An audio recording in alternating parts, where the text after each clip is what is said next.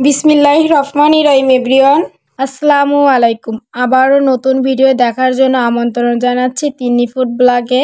আজকে একটি ডিম দিয়ে চায়ের কাপে মেপে চকলেট কেকের রেসিপি আপনাদের দেখাবো।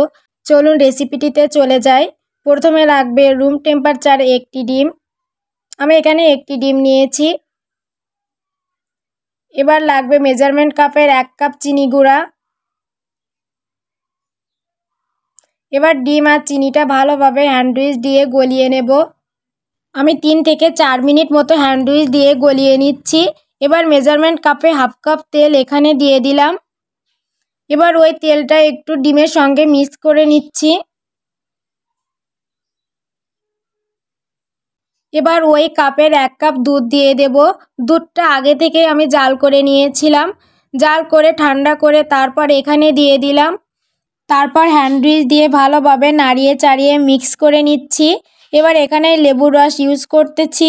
এই লেবুর রস কিন্তু বেকিং পাউডার এর সাথে ফুলতে সাহায্য করে। এবার এখানে 1 চামচ ভ্যানিলা এসেন্স দিয়েছি। আপনারা চাইলে ভ্যানিলা এসেন্স নাও দিতে পারেন। এটা কিন্তু কেক ফোলাতে কোনো রকম সাহায্য করে না, জাস্ট সুন্দর একটা স্মেল দেয়। এবার আমি এখানে শুকনো উপকরণগুলো অ্যাড করব।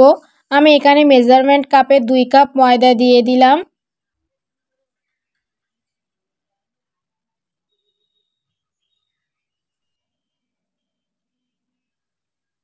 এবার 1 চামচ করে 3 চামচ কোকো পাউডার দিয়ে দিলাম। এবার 1 চামচ বেকিং পাউডার দিচ্ছি আর সামান্য লবণ। এবার শুকনো উপকরণগুলো চেলে নেব। যারা নতুন আছে তারা কিন্তু অবশ্যই চেলে নেবে। এবার সব উপকরণগুলো মিশিয়ে নিচ্ছি।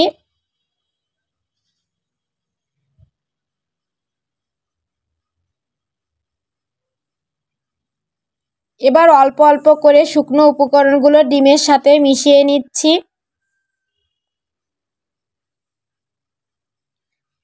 আমি কিন্তু অল্প অল্প করে শুকনো উপকরণগুলো সুন্দর করে মিশিয়ে নিচ্ছি।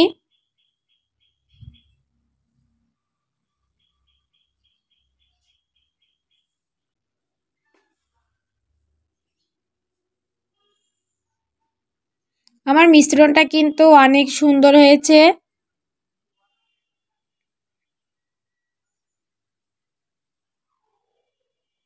এখন একটা স্প্যাচুলা দিয়ে মিশিয়ে নিচ্ছি যাতে করে কোনো দানা না থাকে। ব্যাটারটা কিন্তু অলমোস্ট হয়ে গেছে। এবার মোল্ডটা রেডি করে নেব।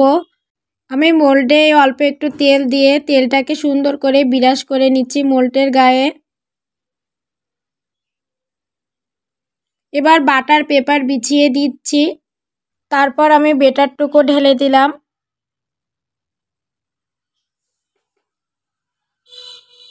আমার ব্যাটারটা সম্পূর্ণ ঢালা হয়ে গেলে এবার একটু ট্যাপ ট্যাপ করে নিচ্ছি।